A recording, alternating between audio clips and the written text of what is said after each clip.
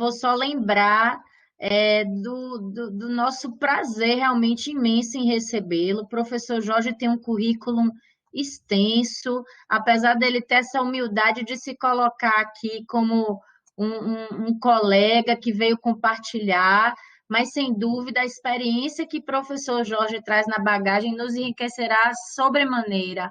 Ele é professor associado da Faculdade de Medicina da Bahia, mestre e doutor em medicina pela nossa Universidade Federal da Bahia, coordenador da Coreme na nossa universidade. Para quem não sabe o que é a comissão que rege, que vigia, que supervisiona as residências médicas na nossa instituição. Ele é especialista em educação e saúde pela Universidade Federal do Ceará, não é isso, professor? Isso, exatamente. Facilitador do programa Faimer Brasil.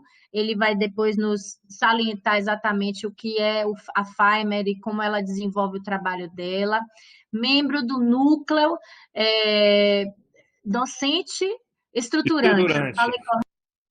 Do Programa de Desenvolvimento de Competências Pedagógicas para Preceptores da ABEM, que é a Associação Brasileira de Ensino Médico, e ele é diretor docente da Regional Nordeste da Associação Brasileira de Educação Médica. Por favor, professor Jorge, estamos em gravação já. Bom, eu vou passar para outra tela, eu só quero testar aí, se por acaso não estiver aparecendo a outra tela, vocês me dão um toque.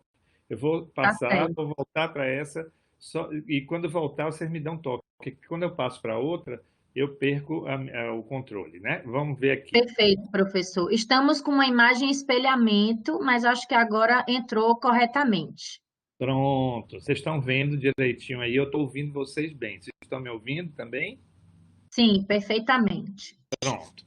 Então, no nosso bate-papo de hoje, né, sobre educação e saúde, o que eu pretendo, em primeiro lugar, é contextualizar um pouquinho aquilo que a gente chama de educação e saúde, né, discutir um pouco aquilo que vocês conhecem, que são as teorias principais que regem a educação e saúde, e, finalmente, falar daquilo que é o objeto de trabalho de vocês, que são as práticas na preceptoria e na tutoria da preceptoria, né, dentro do objetivo do programa que vocês participam, né? Então, a gente vai trabalhar um pouco nessa linha aqui, né?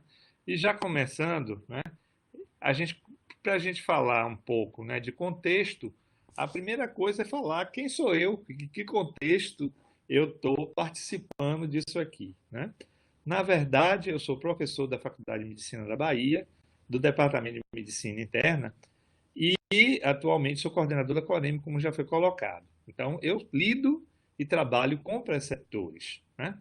E minha trajetória em educação e saúde, ela tem um percurso assim um pouco peculiar. Eu gostaria de contar muito brevemente, sem falar, sem fazer aqui um memorial, né, mas fazendo um pouco, recuperando um pouco como foi essa história.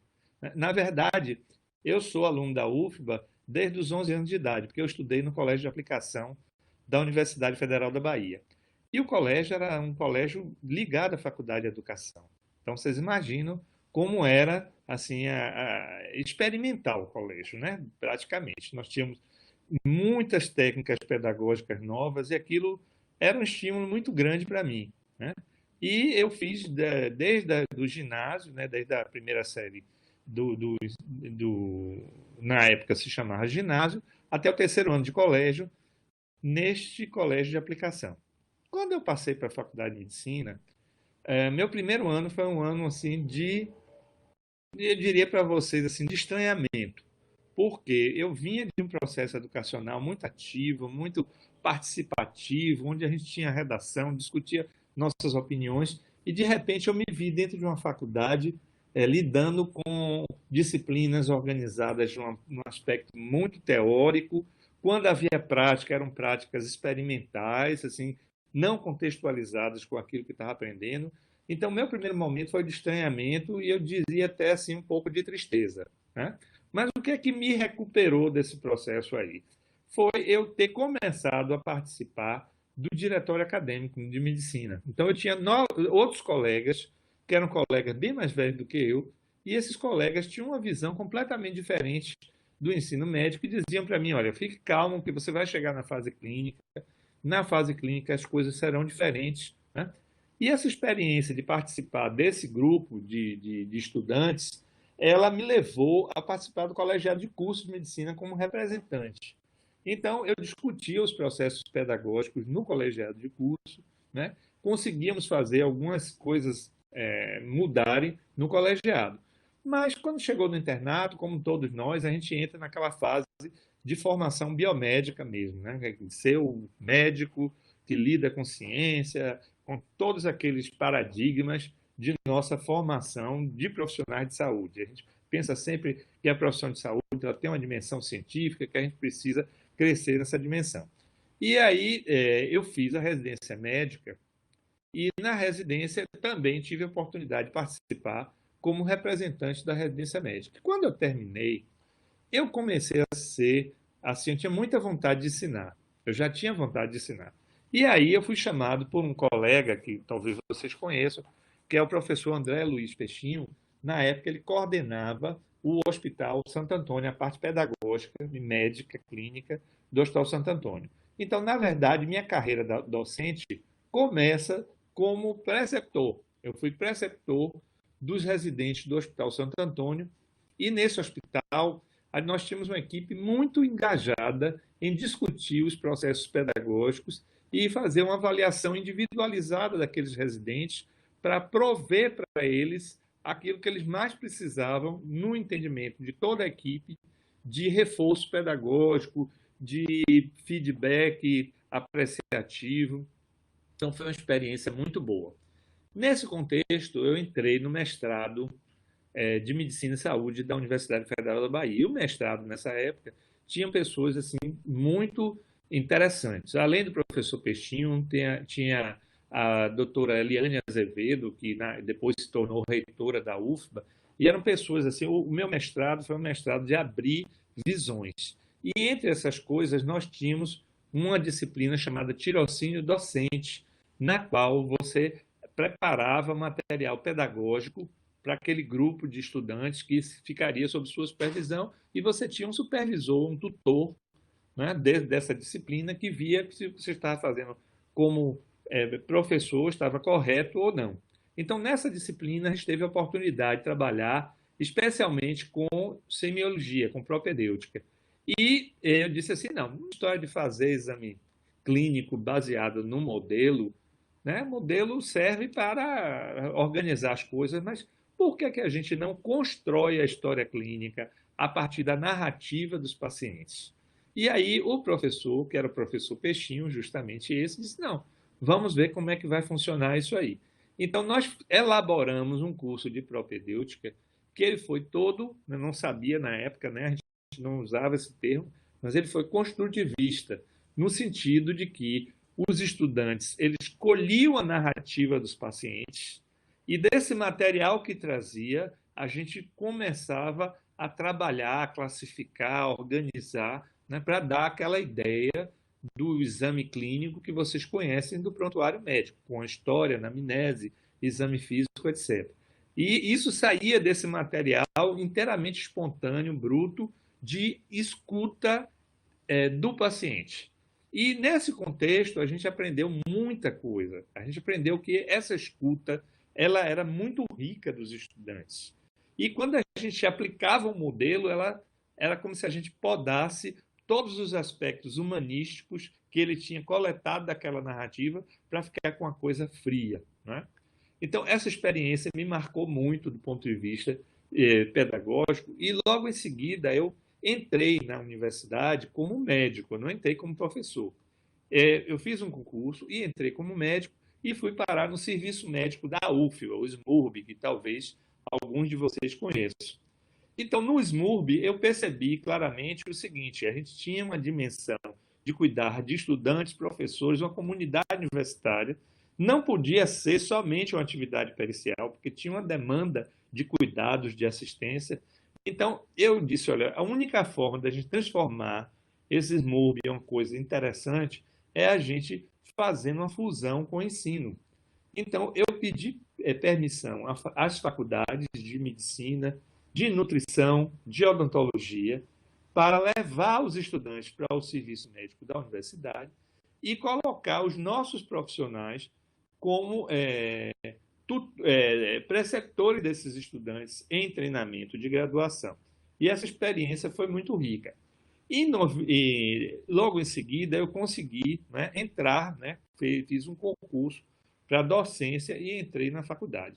Então, meu percurso, que era de início um percurso marcado pela questão biomédica, de ser um profissional bom, capacitado na área que eu escolhi como especialidade, que era gastrologia, e voltado muito para questões assim, questões mais de ordem clínica, né, passou a ser também um interesse em educação, em saúde, por conta dessas atividades de preceptoria.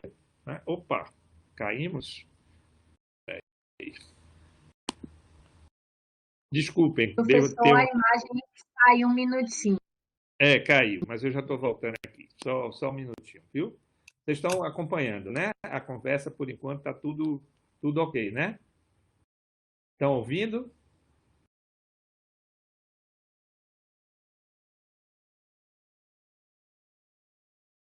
Trajetória muito enriquecedora, com muitas similitudes, professor. Pois não. Obrigada. Bom, aí, né, a uma certa altura do campeonato, o que é que me surge? Me surge a possibilidade de eu fazer um curso de aperfeiçoamento docente, né, de desenvolvimento de docente em técnicas pedagógicas, e esse curso era um curso internacional, é o projeto. Espera aí, deixa eu desligar isso aqui, que alguém ligando aqui tá dando. Eu vou desligar o celular, só um minutinho, viu?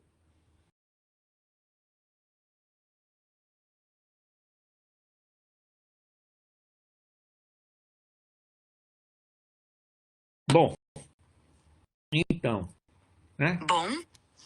Então, eu vi que havia a possibilidade de fazer esse outro curso, né? Que era o curso do Faimer. O curso do Faimer, ele se caracterizava por ser um projeto de imersão. Nós ficávamos 10 dias na Universidade Federal do Ceará, e esse processo de imersão, que parecia muito cansativo, por outro lado, ele era muito rico, porque nós discutíamos tudo, de teorias de aprendizado, avaliação de ensino, liderança acadêmica. Então, depois desses 10 dias, nós passávamos 2 anos trabalhando em educação à distância, que era provido por nós mesmos. Quer dizer, cada subgrupo fazia o provimento de um tema para os demais grupos no rodízio bimensal. E, por último, nós voltávamos para outra presencial de 10 dias, né, no Ceará. E esse curso, ele era dessa instituição, que na verdade é uma instituição para pesquisa pedagógica, que é o FAIMER, Foundation for Advancement in Medical Education Research. Então, essa fundação, ela tinha uma parceria com a Universidade Federal do Ceará e era um curso também de especialização. Esse curso, quando a gente sai assim, participando de uma comunidade de práticas que é muito colaborativa, que troca material o tempo todo, e isso me deu uma oportunidade de continuar crescendo nessa área que é educação e saúde. E aí, nessas andanças em educação e saúde, num Congresso Brasileiro de Educação Médica, eu conheci um outro projeto, que é o projeto para desenvolvimento de competências pedagógicas para preceptores de residência da ABEM, da Associação Brasileira de Educação Médica. Esse projeto ele tinha uma característica de desenvolver tutores e esses tutores serem multiplicadores nos seus estados. Então, nosso grupo original tinha cerca de 30 tutores. Desses 30 tutores, num processo de multiplicação, quando nós voltamos para a Bahia, nós reproduzimos o mesmo curso, né, com mais 4 tutores e mais 60 alunos. E a partir daí, né, dessa multiplicação, o projeto chegou a ter uma dimensão de em torno de 1.000 preceptores que haviam sido trabalhados num processo de discussão da sua prática pedagógica. O resultado desse curso todo tem 2 publicações da BEM. Uma que é o preceptor por ele mesmo, que são os textos de produção final dos grupos que participaram desse curso de preceptores, e tem uma outra que é sobre residência médica, que também incluiu várias coisas disso aí. Bom, a partir daí, nossa comunidade de práticas, que era a comunidade FAIMER, agora ampliada com essa comunidade de preceptores, vem atuando em várias áreas. E já tivemos mais 2 cursos da ABEM, no qual nós, pela Faculdade de Medicina da Bahia, junto com a professora Lara Torrião, Hermecília Melo e Vera Lobo, que é a atual coordenadora do colegiado de curso da Faculdade de Medicina, fizemos provimento de outros cursos com tutoria pela ABEM também. Entre esses cursos, eu fiz também aquele curso que alguns de vocês talvez tenham feito, que é o curso de preceptores do AOC, né, do Hospital Oswaldo Cruz, que foi também muito interessante como um curso instrumental. Mas falando desse meu contexto, né, de educação em saúde e de me reconhecer, a gente diz assim, a gente dorme médico e acorda professor ou preceptor. Dorme profissional de saúde e acorda preceptor, porque tem alguém sob nossa responsabilidade pedagógica, né? Então, é necessário que a gente desenvolva essas competências pedagógicas para a gente fazer essa função da melhor maneira, né? E quem diz isso? Quer dizer, somos nós que estamos dizendo isso porque passamos por essa experiência? Não. Na verdade, né, essas necessidades de formação pedagógica para preceptores, elas são internacionais, né? E elas se baseiam em algumas coisas. Primeiro, ela se baseia no conceito que é mal traduzido, quando a gente fala em português, por responsabilidade social das instituições formadoras de profissionais. Na verdade, esse termo tem sido muito deturpado no Brasil. Eu preferiria mantê-lo no original, que significa que a unidade formadora, seja ela uma instituição formadora de profissionais, seja realmente uma instituição acadêmica, universitária, ela tem uma responsabilidade precípua, ela só existe porque a coletividade valida essa formação de profissionais que vão prestar serviços para essa coletividade. Né? Então, esse conceito é um conceito internacional, né? É o conceito de social accountability, e ele nos diz claramente o seguinte: qualquer que seja a nossa formação profissional, nós vamos lidar em algum momento com a educação, seja naquilo que nós chamamos educação para a saúde, que é outra coisa do que a educação em saúde, seja porque nós vamos treinar nossos pares ou vamos compartilhar experiências, e para isso nós temos que ter habilidades, né, competências que são competências pedagógicas. Né? Por outro lado, se a gente sabe que o conhecimento na área de saúde ele é um conhecimento que tem data marcada, ele tem prazo de validade. E estima-se que cerca de 50% do conhecimento de saúde renova a cada 5 anos. Então, se a gente se mantém como um profissional cristalizado naquilo que a gente aprendeu do ponto de vista cognitivo, certamente a gente vai estar desatualizado muito rapidamente. Então, o outro contexto que implica, né, em desenvolver aspectos educacionais até para a gente mesmo é a perspectiva de educação permanente que começa por nós mesmos. Né? E quando a gente vai, né, para o Brasil, nós temos uma experiência que é internacionalmente reconhecida e que interessa a todos, que é o Sistema Único de Saúde. Vocês sabem que poucos países têm um sistema de saúde devidamente organizado a nível de Estado. Tem o Brasil, tem o Reino Unido, tem o Canadá, né? Mas os outros, os Estados Unidos, por exemplo, não têm um Sistema Único de Saúde. Com todas as mazelas do nosso Sistema Único de Saúde, ele hoje é norteador dos cuidados para a maioria da população. E mesmo aqueles que não usam diretamente o Sistema Único de Saúde dependem dele para vacinação, vigilância epidemiológica. O próprio contexto dessa pandemia está nos mostrando isso. Né? Então, a necessidade de formar profissionais para atuar nesse Sistema Único de Saúde determina aquilo que nós chamamos de integração ensino-serviço. Hoje, ninguém pensa mais numa estrutura de maternidade redoma, modelo, onde as parturientes que vão ser internadas são pacientes escolhidas pelos seus docentes, pela sua comunidade acadêmica, para serem vistas como objeto de estudo. Ninguém pensa mais nisso. Vocês provavelmente nunca ouviram falar nisso. Mas quando eu estudei, o hospital universitário, ele era concebido, o hospital e os seus adendos, né, no caso, como a própria maternidade. Ele era concebido como um espaço na qual os professores iriam admitir alguns pacientes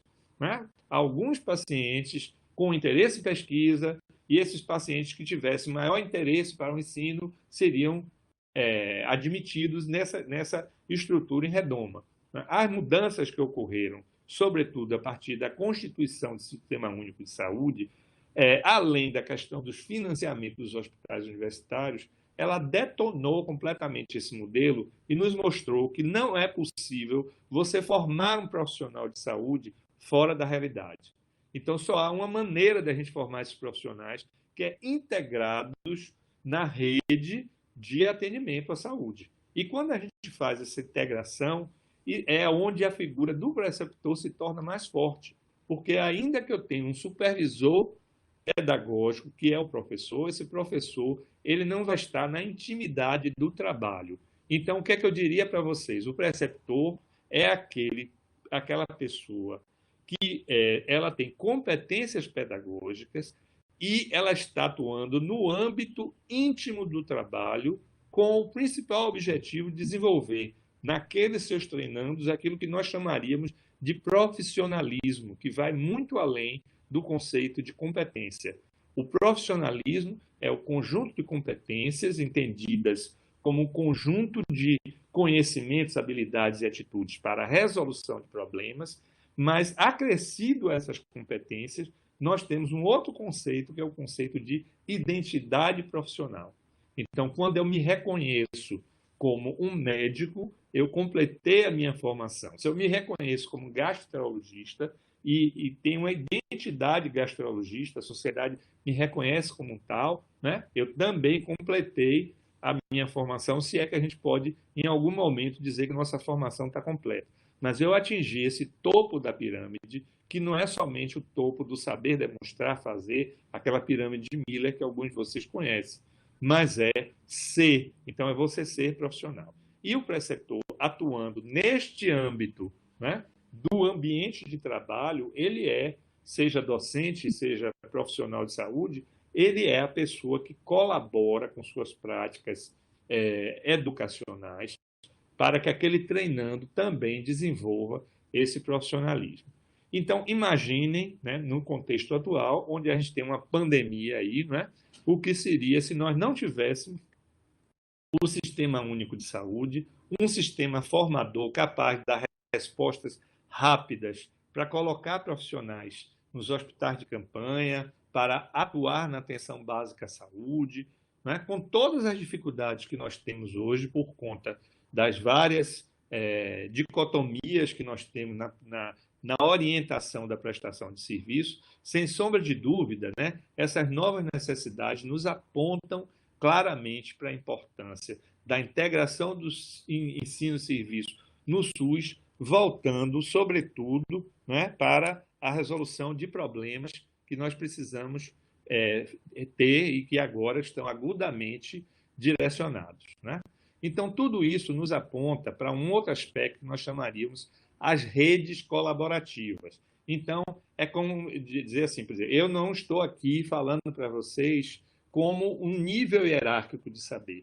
Eu estou procurando estabelecer um plano de cooperação com vocês e, a partir desse plano de cooperação, eu aprender com as experiências que vocês têm e partilhar as minhas experiências e a gente construir um saber novo que não é um saber hierárquico, como aquele saber tradicional que a academia e muitos de nós ainda preserva como sendo o mais perfeito.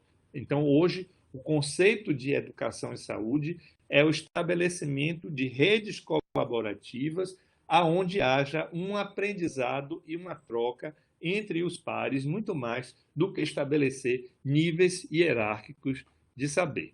Falando desse contexto, vamos ver então como é que a gente pode, né, fazer isso, como é que a gente pode estabelecer essas redes colaborativas, né? Então, certamente, todos vocês já ouviram falar, né, dessa ciência chamada andragogia.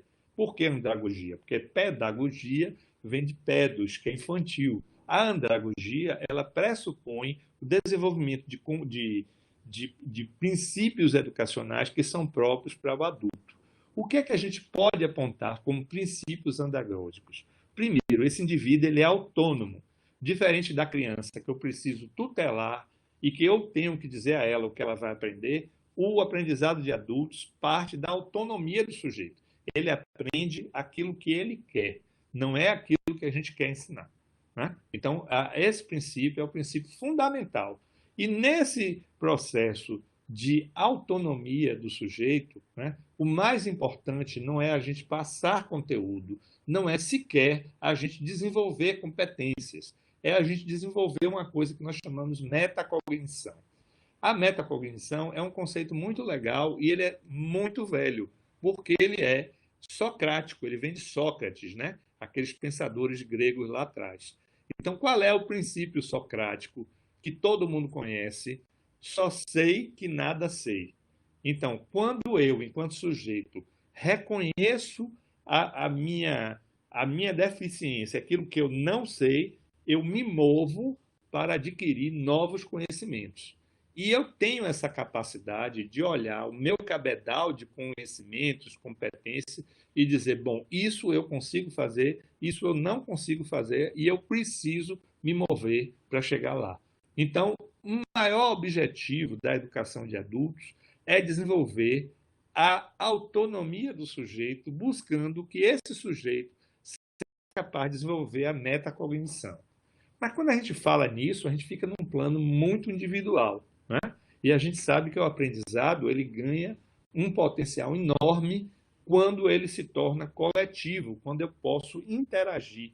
Nenhum de nós é uma ilha, né? E nós somos construídos pela interação. Então, existe um outro conceito que é de um pensador chamado Vygotsky, né? E que ele presume o seguinte: ainda que eu tenha inteligência, que eu tenha uma capacidade de assimilação, de desenvolvimento de inovações, de conteúdo, essa minha inteligência ela é potencializada quando eu trabalho em grupo, quando eu trabalho em parceria, estabeleço vínculos e caminho na construção de um conhecimento maior dentro desse contexto, né?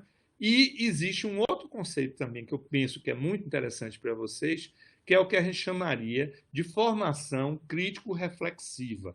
Então, mais importante do que aprender alguma coisa é ser capaz de me debruçar criticamente sobre essa coisa, né? E reconhecer o que é que o meu conhecimento é capaz de dar conta dela, o que não é capaz de dar conta, e buscar novas soluções. É a partir daí que o crescimento se potencializa e cresce, né? Então, nesta forma de educação chamada crítico-reflexiva, ganha importância tremenda a problematização, que muitos de vocês conhecem a partir do arco de Magalhães, outros conhecem a partir dos processos de PBL, né, do aprendizado baseado em problemas. Então, basicamente, o que é a problematização? É o aprendizado no contexto do real. A gente não aprende num contexto fictício. A gente aprende, o adulto aprende quando ele é contextualizado para a solução de problemas reais. E a problematização visa, primeiro, olhar o problema, entender o que está se passando, né? Fazer formulações de hipóteses e de propostas de solução, testar essas hipóteses, antes disso, buscar uma teorização que nos dê conta disso aí e depois enfrentar essa realidade com novas ferramentas, novos instrumentos para a sua solução e avaliar o resultado daquilo que a gente fez. Então, este processo de contextualização é que leva ao conceito de competência, né, que é o conceito mais moderno em educação. A gente não fala mais em conteúdo. Então, quando vocês pegarem um plano de ensino que esteja lá conteúdo, né, desconfiem, né, desconfie, porque esse é um projeto que tem um sistema norteador em educação que já é um sistema ultrapassado. Então, nós falamos em quê? Em competências. O que são competências? Não é o conhecimento estanque, aquele conhecimento cognitivo que eu guardo num instante. É o conhecimento que eu utilizo para a solução de problemas reais. Então, eu aprendo a problematizar a minha realidade. Imaginem isso no âmbito da saúde e no âmbito do SUS. Significa que os nossos treinandos, né, eles têm que ser capacitados a reconhecer a sua realidade de trabalho, reconhecer deficiências, os problemas que existem nessa realidade de trabalho, teorizar a respeito disso aí, ó, buscar teorias, conhecimentos anteriores, formular hipóteses e formular soluções, testar essas hipóteses e avaliar os resultados do teste num processo que é contínuo. Então, esse é o principal conceito de educação para o trabalho, educação profissional, e na nossa área, educação para o trabalho profissional em saúde, ou seja, educação em saúde. Então, uma pincelada rápida nessas teorias, vamos falar um pouquinho, né, do que é esse sistema de preceptoria, né? Então, na verdade, quem são os atores que estão nesse sistema? Nós já falamos do preceptor. Então, o preceptor não é só aquela pessoa que tem a competência técnica. Além da competência técnica, ele tem que ter uma série de outras habilidades e competências, né? E, dentre essas competências, ele tem que saber a melhor forma de transmitir o treinamento, o conhecimento, né, para os seus treinandos. E fazer isso de uma forma sistemática, né? Organizar isso, não somente fazer na sua prática do dia a dia, mas começar a sistematizar essas práticas de treinamento em programas como é o programa que vocês participam e desenvolveram com tanto mérito, né? Mas quando a gente fala em preceptor, a gente tem que lembrar que esse preceptor ele precisa de uma valorização. E eu não estou falando aqui numa valorização financeira apenas. Embora a valorização financeira seja importante, nós temos várias outras formas de valorização. Até a valorização pela academia. Quer dizer, não cabe você ter um preceptor hoje que fica com um conjunto de estudantes e residentes trabalhando, não é preceptor, e isso sequer ser reconhecido no momento de que haja um concurso público para a docência. Então, a gente tem que trabalhar, né, nós que trabalhamos com a formação de preceptores, temos que trabalhar com a valorização desse preceptor em suas várias instâncias. Mas não são só os preceptores que entram nesse sistema de preceptoria, né? Nós temos o gestor de cuidados, que não é aquele que está diretamente envolvido no cuidado, mas que é um gestor, né, que está ali organizando a prática de cuidados. Temos o gestor de serviços, que é o gestor mais administrativo financeiro. E, por último, temos o gestor acadêmico, que muitas vezes vai interagir conosco.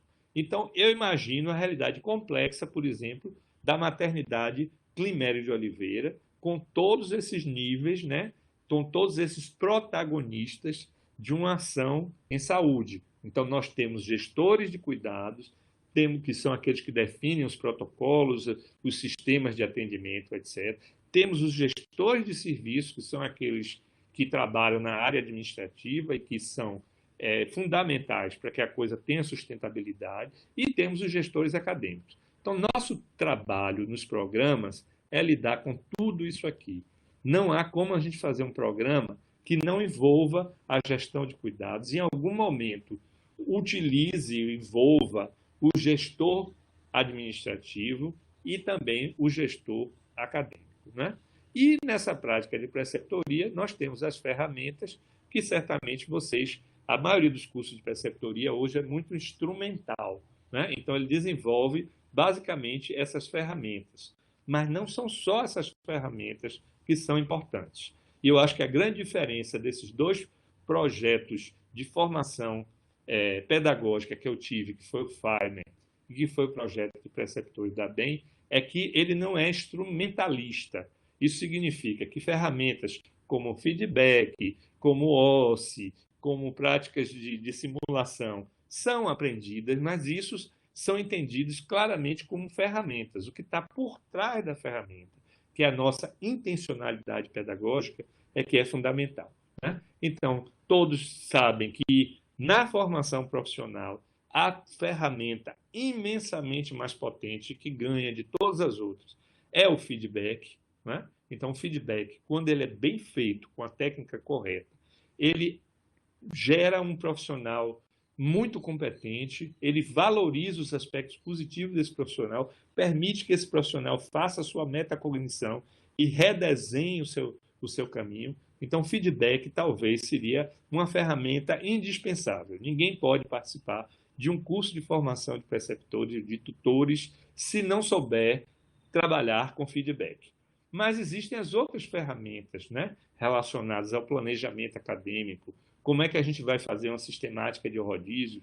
Que experiências a gente vai adquirir para a gente colocar esse profissional no campo de prática? Então, existe uma sequência hoje que a gente considera, pensando na segurança do paciente, que eu posso falar depois com mais calma para vocês, que se chama, primeiro eu passo do ambiente simulado, eu desenvolvo aquilo que eu chamo de EPA, né, um termo em inglês, se chama Entrustable Professional Activities, significa as atividades profissionais que aquele treinando foi capaz de fazer na simulação, eu vi ele fazer e vejo o que ele é capaz de fazer na prática. E aí ele vai para o campo de prática e essas EPAs, né, que são marcos de evolução, também no programa acadêmico, né, marcos, eu vou dar um exemplo, ter habilidade para fazer uma admissão de uma parturiente, fazer uma entrevista de admissão de uma parturiente. Isso é uma EPA. Quando ele consegue fazer isso bem, sozinho, sem supervisão, ele atingiu esse marco, né? Então, esses marcos, eles entram no planejamento dos nossos programas. Se a gente não tem uma matriz de competência, o que é que eu quero que esse treinando seja capaz de fazer quando ele sair daqui? Ele vai ser capaz de quê?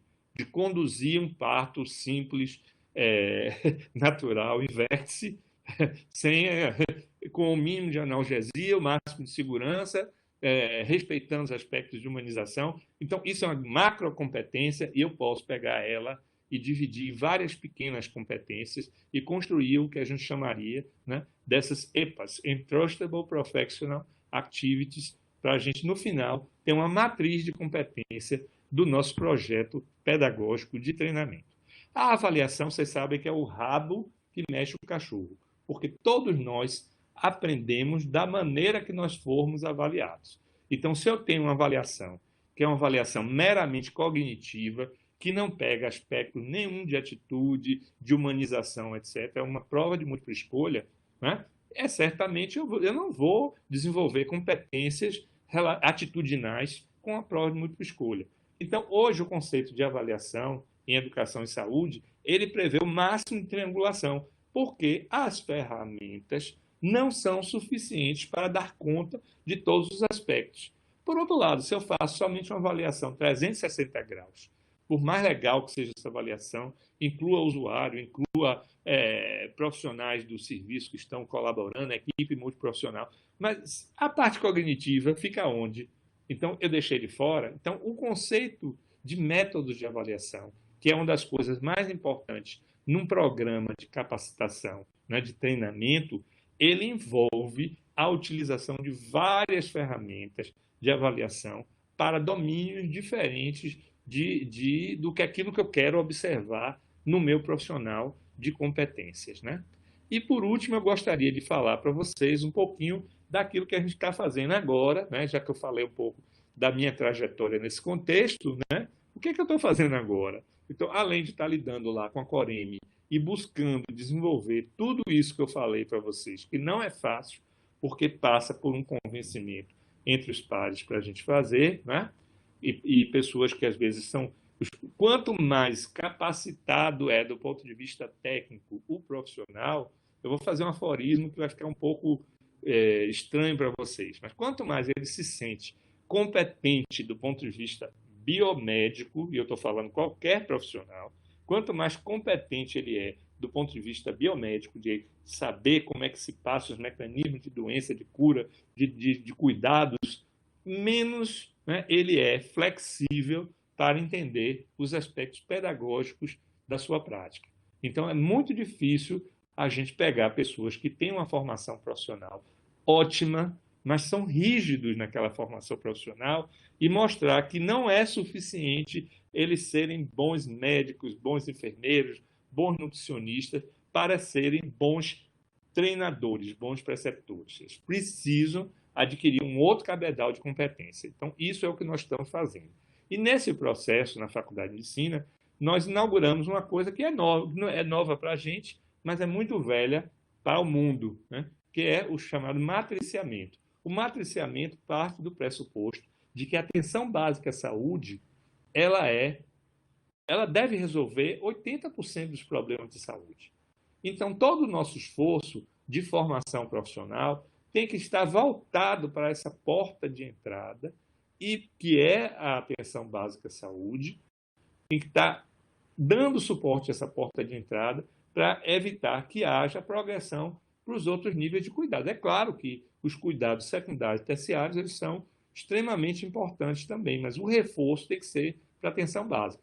E no matriciamento, o que é que eu faço? Na atenção terciária e na atenção secundária, eu faço uma parceria com a atenção básica à saúde para entender quais são as demandas, o que está surgindo lá, né? E a gente interage dessa forma, não também no nível hierárquico, do que o especialista sabe e o médico generalista sabe, ou o enfermeiro generalista sabe, mas de como a gente pode ajudar esse profissional e receber também informações e aprendizado desses profissionais a partir de sua realidade. Eu vou pegar um exemplo não médico que fica melhor, né? Vamos pensar assim, a enfermeira ou enfermeiro obstetra, né? O enfermeiro obstetra que faz. Ele vai, né? Ele tem um nível de conhecimento, de competência que ele atingiu, mas nós vamos ter situação de parto que vai estar ocorrendo na unidade básica de saúde, no domicílio, numa região remota do país, né? Então, esse profissional que está lá, ele pode precisar do suporte técnico, do suporte de formação do profissional altamente qualificado, né? E essa relação vai ter que ser uma relação muito horizontal, não pode ser uma relação vertical. Porque não adianta dizer, olha, sua paciente precisa ser transferida de helicóptero para o centro obstétrico, onde tenha uma UTI neonatal. Sim, não tem helicóptero. Ele não tem UTI na região. Ele não vai conseguir transferir num período de tempo suficiente para impedir que essa criança nasça em sofrimento fetal grave. Como é que a gente faz? Como é que a gente trabalha com isso?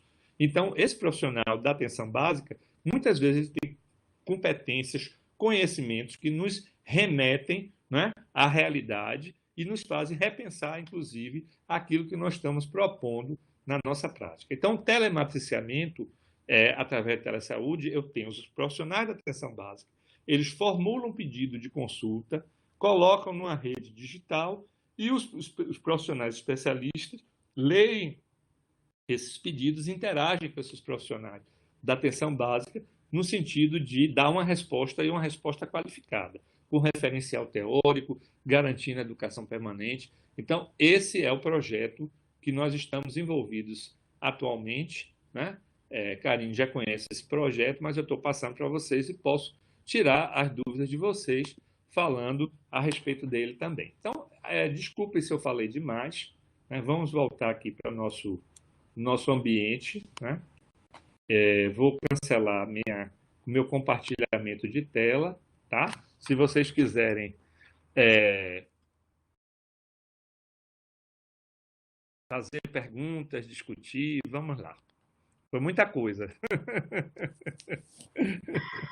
Muita conversa. Professor, não, foi maravilhoso. Na verdade, nós queríamos lhe agradecer por esse verdadeiro passeio, trazendo sua história e, ao mesmo tempo, um paralelo muito oportuno com o que nós trabalhamos no nosso curso, do que é vivência preceptoral, de como ela se encaixa em todos esses conceitos e contextos, mas principalmente porque o senhor agora trouxe de uma forma assim muito sedimentada, muito clara, para todos os colegas que estão aqui hoje, para quem vai nos assistir a posteriori no curso que está sendo gravado, as possibilidades, as amplas possibilidades que nós temos hoje em sendo preceptores, de atuarmos de fato, independente de estar atrelada a uma carreira acadêmica específica na docência, mas nós temos hoje um papel fundamental no SUS Escola, nesse conceito atual, moderno e efetivo, que é o fato de estarmos atuando e, ao mesmo tempo, ensinando. Então, muito obrigada pela sua fala, extremamente pertinente e generosa, né, por compartilhar sua história também conosco, porque não deixa de ser um espelho para muitos. E assim, eu queria, na verdade, deixar o espaço aberto para que meus colegas começassem também a se colocar, a perguntar. Aqui no chat, no bate-papo público, eu destaquei algumas questõezinhas que eu queria aproveitar a presença do senhor. Fanny colocou aqui uma pergunta, mas Fanny, abre seu vídeo e sua câmera, deixa o professor Jorge lhe conhecer. Acho que fica mais interessante essa interação. Oi, professor, boa tarde. Oi, Tá Fanny. me ouvindo? Estou lhe ouvindo bem. Primeiro, eu queria te agradecer, foi muito boa, gostei demais, foi excelente, assim, trouxe a pergunta que eu fiz, eu até botei depois, ele vai responder, porque você conseguiu responder o que estava me inquietando. Eu apontei isso é uma questão assim importante que eu queria que você esclarecesse assim de fato quem é a preceptor, que é a pessoa que é preceptoria no serviço, porque nem pelo que eu entendo assim que eu entendi bem com a sua fala é que não necessariamente todas as pessoas que estão ali atuando no serviço e se envolvendo com estudantes são de fato preceptoras, né? E aí trouxe uma outra questão também. Eu estou começando esse ano a me envolver mais próximo com a residência de enfermagem obstétrica e recentemente elas fizeram um documento com algumas demandas, né, para coordenação e uma das demandas foi a questão da valorização da preceptora. E aí elas trouxeram, assim, não a questão financeira, mas a questão de incentivar a preceptora a fazer cursos, incentivar a preceptora a participar de processos seletivos na escola mesmo. E aí a gente conversou com as professoras da escola de enfermagem como se isso de alguma forma pudesse pontuar para a preceptora que está tentando algum processo seletivo no mestrado, como aluna de disciplina especial, alguma coisa assim, para poder incentivar mesmo essa participação. Então, acho que minha dúvida é mais em relação a isso. Quem é que de fato é preceptora? Muito obrigada, foi excelente. Olha, agradeço sua pergunta, Fanny, porque, na verdade, esse conceito de preceptor tem duas referências que eu recomendaria que você lesse. O primeiro é um artigo do Dr. Sérgio Botti, que é tutor, mentor, preceptor, é um artigo em português. Você acha fácil no Google, talvez você até já tenha lido esse artigo, né? Onde ele fala da confusão de termos, o que é que a gente chama, tem horas que chama um, chama de outro, mas basicamente tem um outro trabalho que foi a própria EBSER, junto com a Câmara de Ensino dos Conselhos, que desenvolveu, que define um pouco melhor o que é que qual era o limite de cada um dessas pessoas. O preceptor, ele é o que a gente chama um professor clínico, né? Vamos pegar o conceito de professor de uma forma bem ampliada e o conceito clínico também de uma forma ampliada. Significa que ele é o cara que está no ambiente de trabalho. Eu não tenho um preceptor fora do ambiente de trabalho. Um preceptor que está na academia, que está na gestão. O preceptor eles têm que estar intimamente no ambiente de trabalho, conhecendo os processos de trabalho, e ele vai fazer o treinamento profissional neste ambiente de trabalho. Então, o espaço do preceptor é o ambiente de trabalho. E ele não é um mero treinador. Se ele desenvolve as competências pedagógicas e compreende o seu papel, a sua importância, ele tem uma identidade de preceptor, que é isso que os cursos de preceptoria, os nossos cursos, né, que a gente participou, procuram desenvolver muito essa identidade do preceptor, que é ele saber qual o papel dele, aonde ele está inserido, qual a importância dele, exigir essa valorização que você menciona. Então, a outra referência que eu lhe indico é esse caderno da ABEM chamado O Preceptor por Ele Mesmo, que foram o resultado final dos cursos de preceptor, onde várias questões, a valorização, a legislação, essas questões todas, carga horária privilegiada, ele não pode estar no ambiente de trabalho com um grupo de treinandos e estar com a mesma carga de trabalho que os treinandos ou que os outros colegas estão, né? Por outro lado, ele também não é aquela pessoa fortuita que está ali naquela hora e que deu uma orientação específica, mas não tem nenhum envolvimento com o processo de formação profissional daqueles treinandos. Ele não é responsável. A gente tem muito disso, por exemplo, na academia. Eu tenho uma pessoa que está lá, ela faz uma sessão semanal com aquele residente. Então, aquela sessão é uma sessão teórica, ela vai discutir teoria, né, ou vai discutir até um caso clínico, mas ela não está profundamente comprometida com o desenvolvimento da identidade profissional daquele cara, né? Quando eu chamo identidade profissional, estou falando profissionalismo em todas as suas dimensões, inclusive na dimensão ética. Então, o preceptor, o espaço do preceptor é o espaço de trabalho, a sua ação é uma ação sistemática, planejada, pedagógica, e ela visa o desenvolvimento tanto de competências técnicas quanto de profissionalismo, ou seja, o desenvolvimento da atividade profissional daquele treinando. E ele faz isso com as ferramentas variadas, que ele tem que ter o domínio dessas ferramentas e ser inovador, inclusive.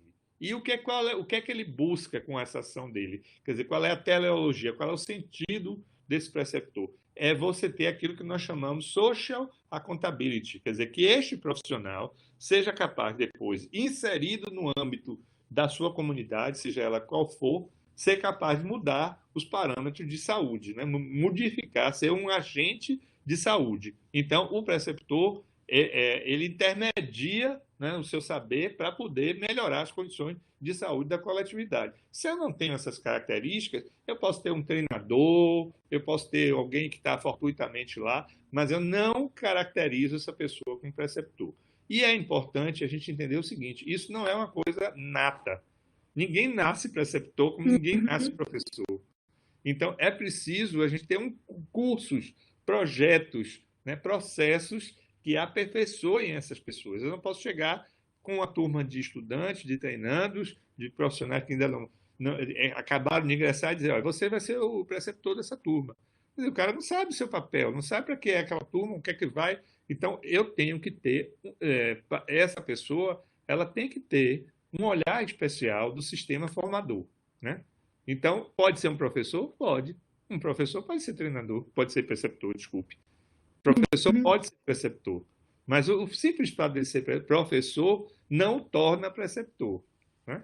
Já o mentor, aí o mentor já entra em outra dinâmica. O mentor, ele não está no âmbito do trabalho, ele é um orientador de carreira, né? Ele é um cara que vai chegar, vai ouvir os problemas, vai identificar, vai se identificar com aquele indivíduo. Ele também desenvolve profissionalismo, mas ele não está no mesmo plano do ambiente de trabalho que está o preceptor.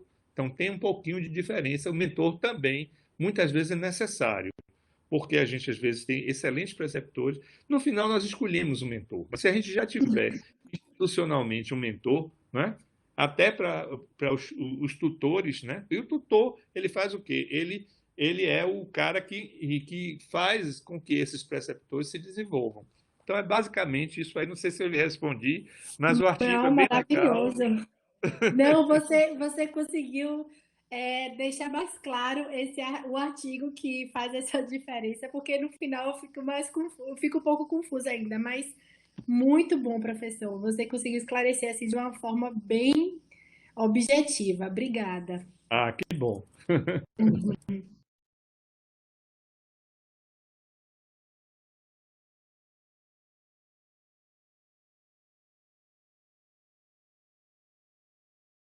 Então, estou aberto aí a outras perguntas, outras intervenções que vocês quiserem.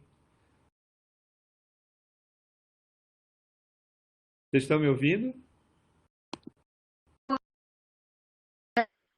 Me ouvindo? Ouvi, professor? Certo. Alô, eu estou também sendo ouvida? Tá, sim, estou lhe Ah, ouvindo. ótimo. É porque eu acho que a internet oscilou um pouquinho.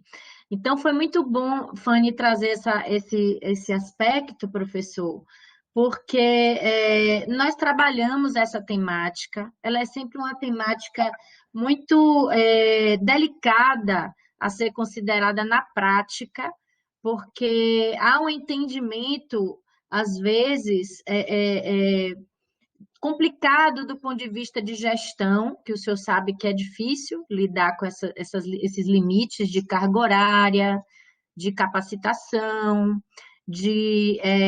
até mesmo de atribuição e vinculação, vamos dizer assim, oficial junto aos programas, porque esse tipo de informação gera um pouco de ruído de fato.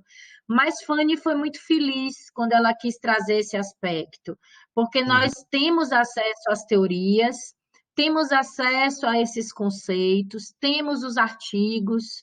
O senhor trouxe um compartilhamento que, inclusive, faz parte do conteúdo que a gente aborda no curso e que a gente trabalha, né? Na verdade, compartilha e traz como proposta de reflexão.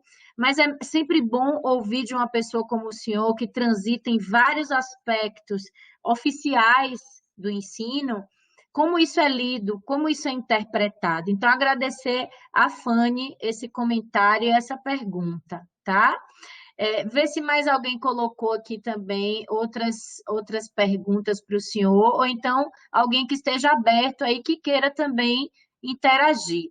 Eu fiquei curiosa, vou aproveitar o espaço do microfone aberto, quando o senhor comentou da sutil diferença sobre educação para a saúde e educação em saúde. Pode fazer um pouco dessa conceituação para nós, professor?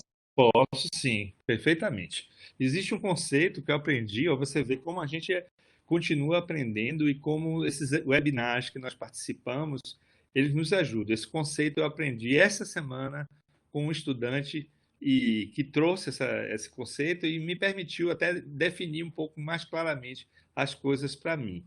Existe uma coisa chamada letramento em saúde. Não sei se vocês já ouviram falar disso. Letramento em saúde, né? Significa o desenvolvimento no cidadão, no sujeito, de várias competências que permite que ele seja capaz de ouvir, né, de entender as informações de saúde que chegam para ele. Então, eu vou dar um exemplo de uma situação que nós estamos, né, que nós estamos vivendo assim, claramente. Se eu falar para vocês, né, o uso de cloroquina para o coronavírus. Então, estão vindo várias pessoas de vários níveis socioculturais falando cloroquina, usa, não usa, né, se posicionando. Mas o letramento básico que está aí por trás é o seguinte: é o entender como a ciência é capaz de contribuir, como um fármaco pode é, atuar numa virose, começa por aí, entender o que é uma virose. Se eu não sei o que é uma virose, a virose ela passa a ser um ente abstrato para mim, né? Que eu posso matar com chinelo, como tem essa piada aí. A senhora matou o coronavírus com a chinelada, não é? Então, para entender o que é uma virose, como é que ela se reproduz no corpo humano, como um agente como a cloroquina pode funcionar para impedir a multiplicação viral, isso exige um letramento que não chega a ser uma formação em saúde. Qualquer cidadão deveria ter esse letramento. Por exemplo, a mulher deve saber o ciclo menstrual dela, o que é esse ciclo menstrual, o que é que representa a menstruação, né?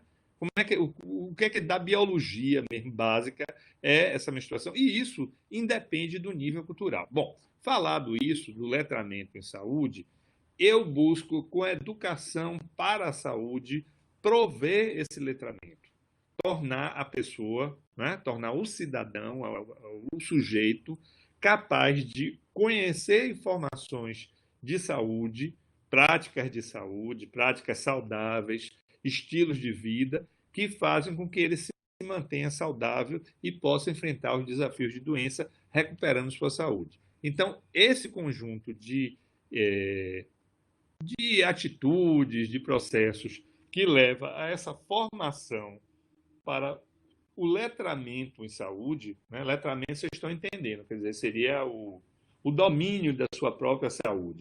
Isso é chamado de educação para a saúde. Então, como é que a gente faz educação para a saúde? Quando a gente dá orientações aos nossos pacientes, aos seus familiares, quando a gente faz uma orientação coletiva, quando um presidente vai a público falar sobre os processos, quer dizer, tudo isso, né, ele está provendo educação ou não, está provendo ou não está provendo educação para a saúde, tornando aquele cidadão letrado em saúde a ponto de ele gerenciar seus autocuidados, poder ajudar as outras pessoas, ajudar a sua comunidade. A educação em saúde diz respeito aos processos educacionais que a gente utiliza para a formação de profissionais de saúde que, inclusive, vão fazer educação para a saúde. Então, educação em saúde é aquilo que vocês fazem, aquilo que nós estamos fazendo aqui agora. Nós estamos trabalhando num processo de educação em saúde, mas é óbvio que toda educação em saúde visa também a educação para a saúde, mas a educação para a saúde é aquilo que eu consigo passar para os meus pacientes, para as suas coletividades, para a nação e para nações que dizem respeito à cidadania, ao exercício pleno da cidadania e de escolhas referentes à sua própria saúde. Eu não sei se eu fui claro aí no que eu estou falando. Perfeito, professor. Consegui contemplar claramente aqui a diferença semântica nesses termos. Pessoal, mais alguém que queira aproveitar esse momento aqui maravilhoso com o professor Jorge?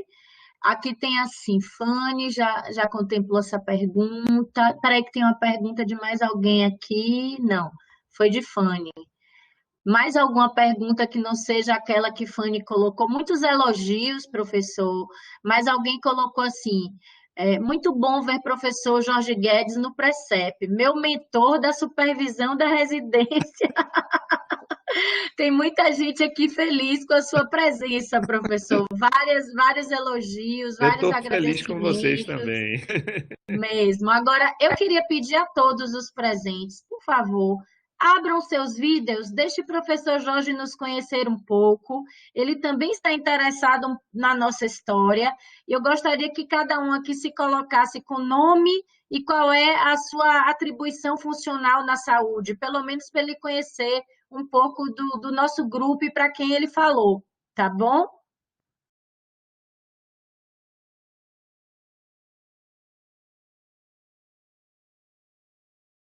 Eu estou vendo aqui uma coisa que vocês colocaram que o caderno só é disponível para associado. Na verdade, a ABEM é uma associação aberta, viu? Ela não é associação somente para a educação, só médicos que podem se inscrever, não. É uma entidade que vocês têm também, a Benf, né? Tem uma associação, tem a Benf, tem outras. A Benfísio, que são várias associações de educação profissional das várias especialidades. Mas a nossa associação admite sócios não, não médicos também, só para esclarecer. E nós temos um congresso muito forte, que é o COBEM, que é o Congresso Brasileiro de Educação Médica, mas que, na verdade, é um Congresso Brasileiro de Educação em Saúde hoje. Ele é bem multiprofissional, não é só no aspecto médico, não.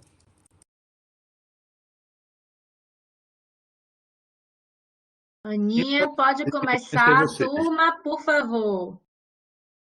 Eu quero conhecer Vou abrir vocês. a rodada de apresentações.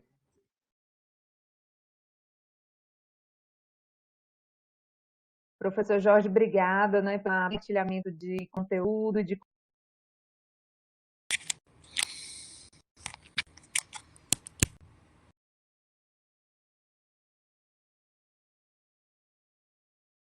Ana travou, né? Eu acho que é quando a gente abre as câmeras, aí a velocidade reduz um pouco. Quando a câmera é simultânea, dificulta um pouquinho mais, mas a gente pode fazer uma alternância de 6 câmeras que estabiliza bem. Pronto.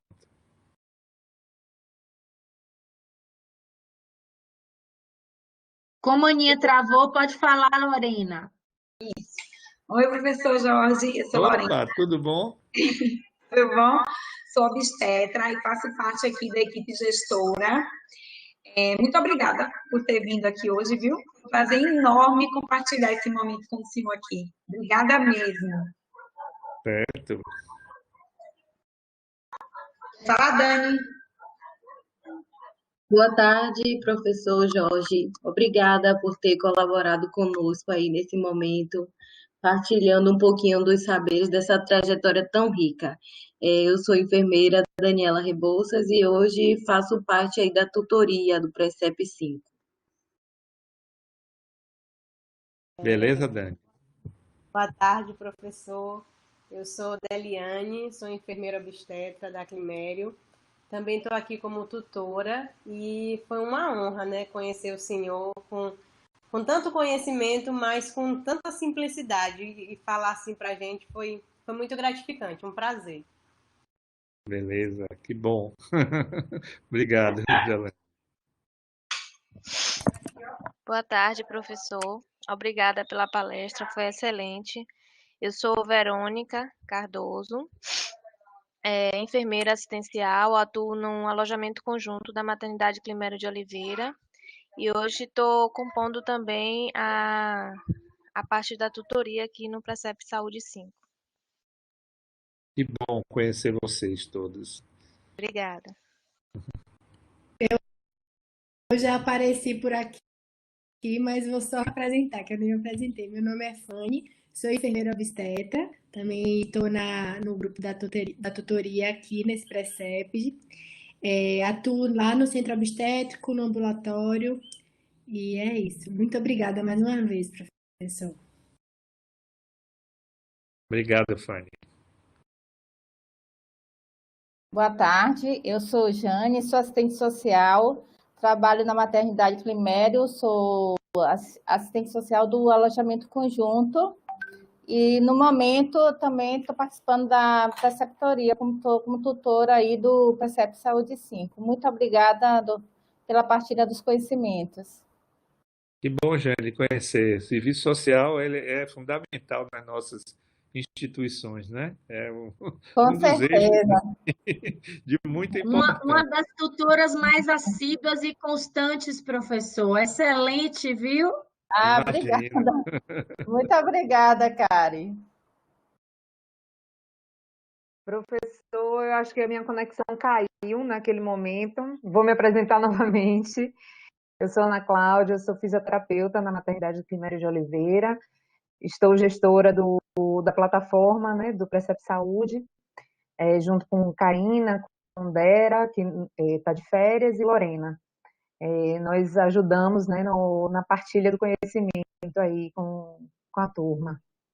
Que bom, né, Cláudia? Eu quero conhecer essa plataforma. Depois vocês me dão acesso para eu dar uma passeada por Com lá. certeza. Com certeza, você vai professor. O gostar. senhor vai conhecer esse conteúdo que foi tão bem modelado e cuidado e vem sendo pelas meninas. A gente fez um processo de construção coletiva a cada edição e hoje eu diria que o Precep 5 está assim lindo, lindo, lindo, muito enriquecido, muito plural, com olhares de várias categorias. Nós conseguimos avançar muito.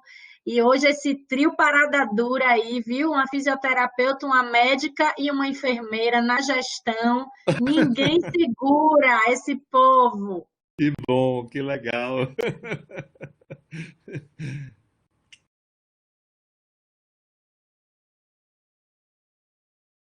Professor, eu acredito que a turma esteja, alguns com dificuldade de vídeo. Temos alguns colegas também presencialmente no trabalho, então Lari conseguiu agora entrar, deixa ela falar. Oi, professor Jorge, meu mentor. Larissa, eu já conheço demais. Você vai ser meu mentor para o resto da vida, é só gratidão. Larissa é minha partner lá na Coreme do HUFES para discutir os problemas que nós temos, né, Lari? Você já é nossa parceira. Obrigada. Lara é uma querida mesmo, professor, muito presente, a gente já conta com ela. 3 precepts, Lari? 3, né? 3. 3 edições já. Mais o como aluna.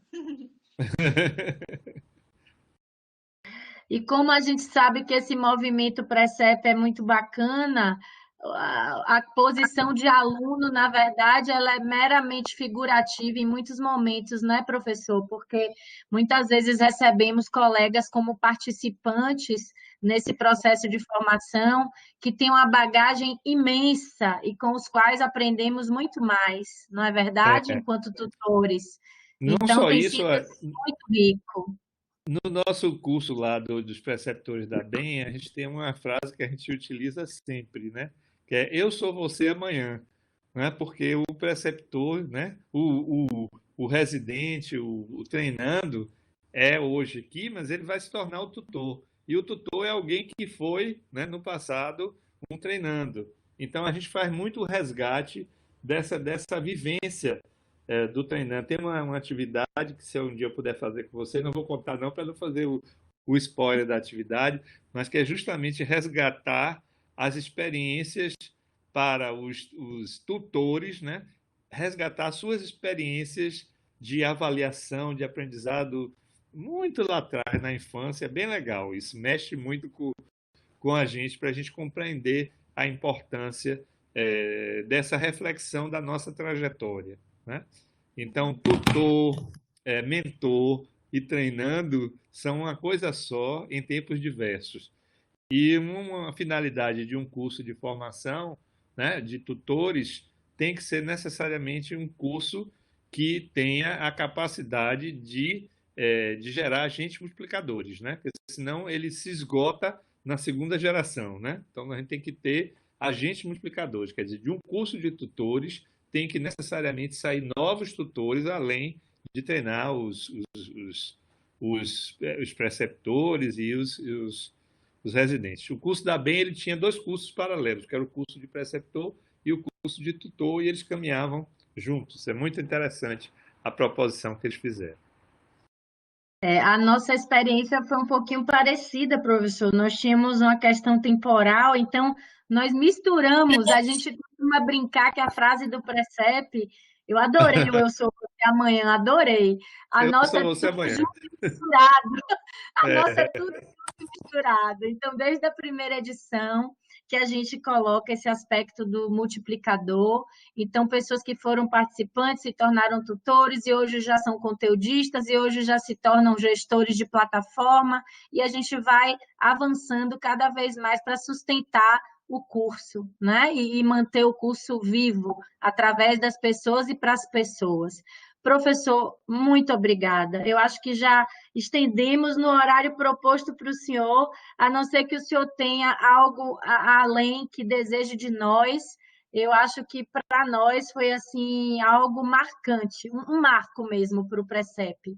E com certeza constará como conteúdo neste curso e nos próximos, viu? Essa gravação perfeito, ficará sempre sem como problema. recurso pedagógico. Um abraço muito grande. Suas palavras, por favor, professor. Não, eu só quero assim agradecer a vocês. Eu acho que é como eu falei, nós estamos nesse processo de pandemia construindo novas comunidades de práticas, né?